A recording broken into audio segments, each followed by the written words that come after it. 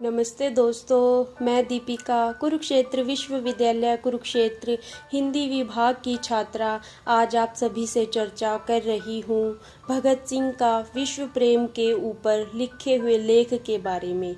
यह लेख कलकत्ता में मतवाला पत्रिका में प्रकाशित हुआ था। यह पत्र मतवाला पत्रिका में 2 अंकों में प्रकाशित हुआ था। पहला अंक 15 नवंबर 1924 को तथा दूसरा अंक 22 नवंबर 1924 को छपा था। अब मैं आप सभी को भगत सिंह के द्वारा लिखा हुआ लेख विश्व प्रेम सुनाना चाहूँगी। वसुधैव कुटुंबकम, जिस कवि सम्राट की यह अमूल्य कल्पना है, जिस विश्व प्रेम के अनुभवी का यह हृदयोद्गार है, उसकी महत्ता का वर्णन करना मनुष्य शक्ति से सर्वथा बाहर है। विश्व बंधुता, इसका अर्थ मैं तो समस्त संसार में समानता, साम्यवाद, world wide equality in is the true sense के अतिरिक्त कुछ नहीं समझता। कैसा उच्च है यह विचार, सभी अपने हो, कोई भी पराया न हो। कैसा सुखमय होगा वह समय जब संसार से परायापन सर्वथा नष्ट हो जाएगा। जिस दिन यह सिद्धांत समस्त संसार में व्यवहारिक रूप में परिणत होगा, उस दिन संसार को उन्नति के शिखर पर कह सकेंगे। जिस दिन प्रत्येक मनुष्य इस भाव को हृदयंगम कर लेगा, उस दिन संसार कैसा होगा जरा कल्पना करो तो। उस दिन इतनी शक्ति होगी कि शांति शांति की पुकार भी शांति भंग न कर सकेगी। उस दिन भूख लगने पर रोटी के लिए किसी को भी चिल्लम पो मचाने की आवश्यकता नहीं हुआ करेगी। व्यापार उस दिन उन्नति के शिखर पर होगा, परंतु फ्रांस और जर्मनी में व्यापार के नाम पर घोर युद्ध न हुआ करेंगे।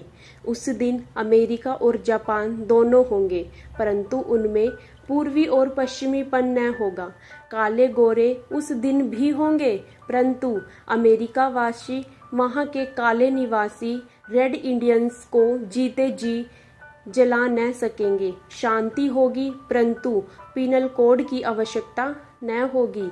अंग्रेज भी होंगे और भारतवासी भी, परंतु उस समय उनमें गुलाम और शासक का भाव न होगा। उस दिन महात्मा टॉलस्टॉय के रेसिस्ट नोट द इविल, बुराइयों का प्रतिकार मत करो वाले सिद्धांत की उच्च ध्वनि न लगाने पर भी संसार में बुराइयां नजर न आएंगी। उस समय होगी पूर्ण स्वतंत्रता। कैसा होगा वह समय, जरा कल्पना करो। वर्तमान दशा को देखकर कौन कह सकता है कि ऐसा समय भी आ सकता है जिस समय किसी के भय से नहीं, परंतु अपने हृदय की प्रेरणा से ही मनुष्य पाप कर्म नहीं करेंगे। यदि उस दिन भी हमें किसी कल्पित स्वर्ग की लिप्सा होगी, तो हम कह देंगे कि स्वर्ग कोई वस्तु है ही नहीं। क्या वह समय आ सकता है? यह है एक समस्या, एक बड़ी समस्या है। इसका उत्तर देना कोई सुगम कार्य नहीं है, परंतु मैं पूछता हूँ कि क्या लोग उस समय को लाना चाहते हैं? वे लोग जो विश्व बंधुता का घोर नाद किया करते हैं, क्या वास्तव में उसे लाने के इच्छुक हैं? हाँ, कह देने से ही काम नहीं चलेगा। कांग्रेस का प्रस्ताव नहीं है। प्रश्न गंभीरता पूर्वक विचार करने योग्य है। क्या लोग उसके लिए बलिदान देने को तैयार हैं? उस कल्पित भविष्य के लिए हमें घोर वर्तमान देना होगा। उस कल्पित शांति के लिए हमें अशांति फैलानी होगी। उस हवाई किले के लिए हमें सर्वस्व देना होगा। उस शांतिपूर्ण राज्य की स्थापना के लिए हमें घोर अराजकता फैलानी होगी। उस अत्याचार रहित संसार को अपनी ओर खींचने के लिए अत्याचार करने होंगे। उस सुखमय जीवन के लिए नहीं, उसकी आशा मात्र के लिए मर मिटना होगा। क्या लोग उसके लिए तैयार हैं? हमें प्रचार करना होगा समता समानता का, अत्याचार करना होगा उन पर जो उससे इनकारी हो, अराजकता फैलानी होगी उन राज्य साम्राज्यों के स्थान पर जो शक्ति मद से अंधे होकर करोड़ों की पीड़ा का कारण हो रहे हैं। क्या लोग उसके लिए तैयार हैं? हमें समस्त संसार को उस सिद्धांत के स्वागत के लिए तैयार करना होगा। उस आशामयी खेती के लिए हमें खेतों में से सब कुछ उखाड़ फेंकना होगा, कांटेदार झाड़ियों को उखाड़कर ज्वाला की शांति के लिए मटिया मेट कर देना होगा, रोड़ा कंकड़ पीस डालना होगा। हमें घोर परिश्रम करना होगा, गिरे हुओं का उत्थान करना होगा, बस्ती वालों को उन्नति का मार्ग दिखाना होगा, मिथ्या शक्तिवादियों को घसीट कर अपने साथ खड़े होने को विवश करना होगा, अहंकारियों का अहंकार तोड़ उन्हें नम्रता प्रदान करनी होगी, निर्बलों को बल, पराधीनों को स्वाधीनता, अशिक्षितों को शिक्षा, निराशावादियों को आशा की आभा, भूखों को रोटी, बेघरों को घर, नास्तिकों को विश्वास, अंधविश्वासों को विचार स्वतंत्रता देनी होगी। क्या लोग इतना काम करेंगे? ऐ विश्व बंधुता चिल्लाने वाले, क्या तुम उसके लिए तैयार हो? यदि नहीं तो आज से इस ढोंग को छोड़ दो। हमें उस विश्व प्रेम की देवी के चरणों पर तुम्हारा भी बलिदान देना होगा, क्योंकि तुम मिथ्यावादी हो। अगर तैयार हो तो आ जाओ, कर्म क्षेत्र में अभी परीक्षा हो जाएगी।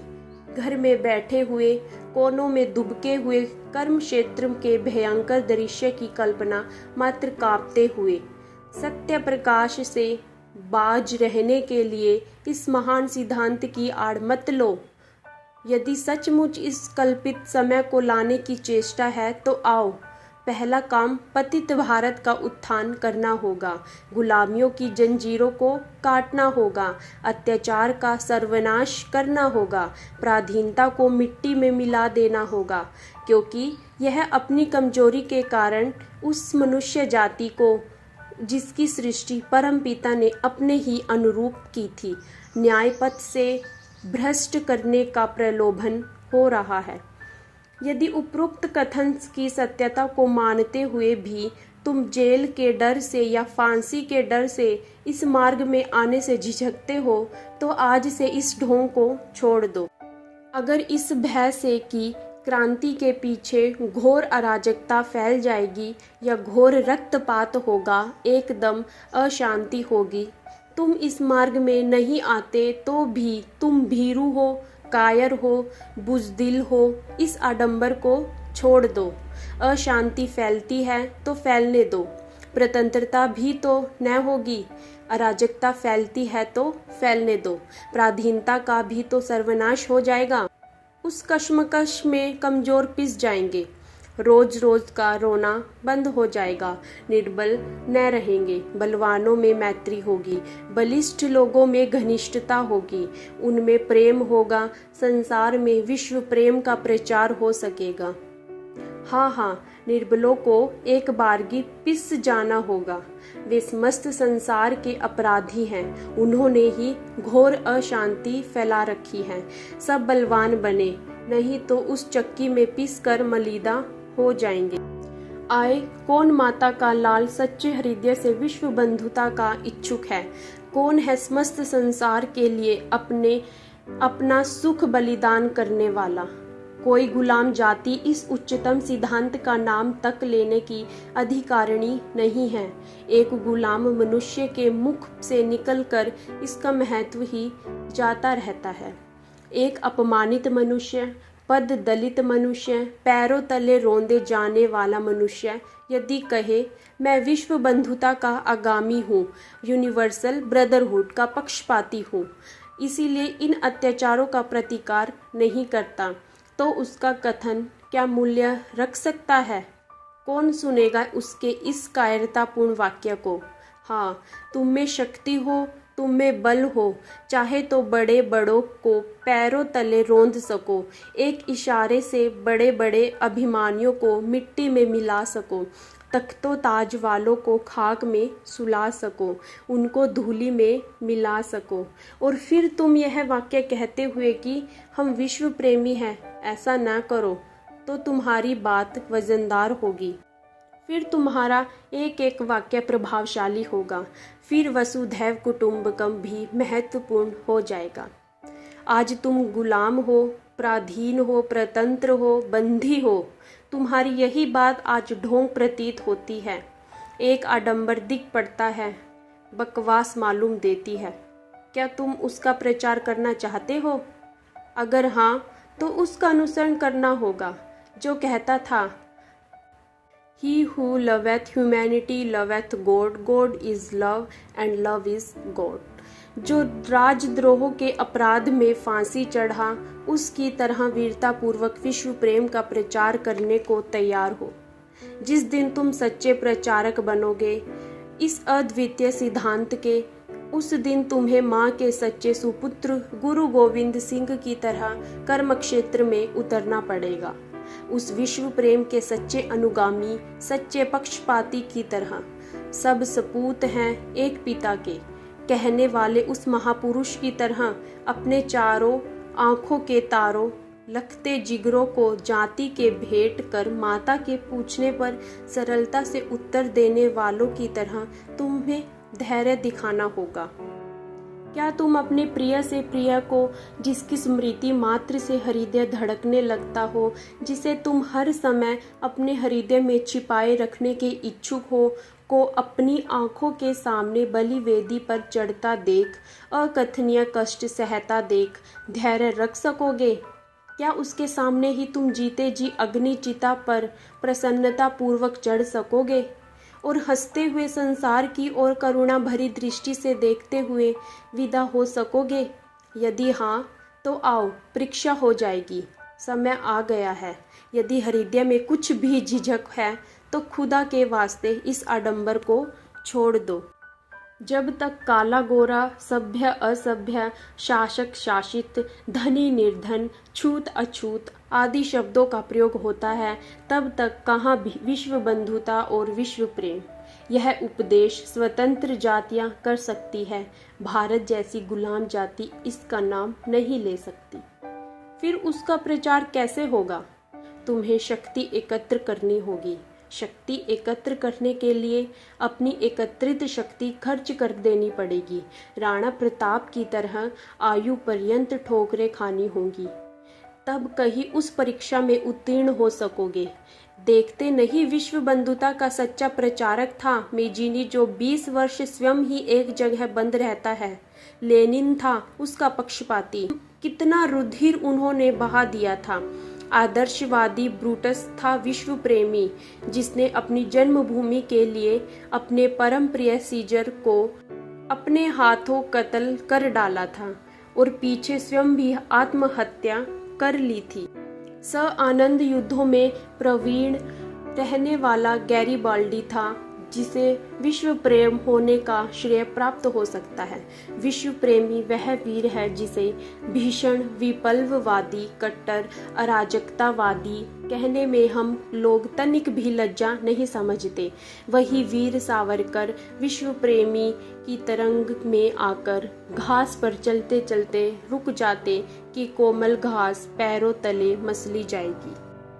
75 दिन अनशन करके स्वर्ग धाम को सिधारने वाला वीर मैक्सवेनी इस मार्ग का पथिक होने का श्रेय प्राप्त कर सकता है, जो कहता था, It is the love of the country that inspire us and not the hate of the enemy and the desire for full satisfaction for the past। विश्व प्रेमी की देवी का उपासक था, गीता रहस्य का लेखक पूज्य लोकमान्य तिलक।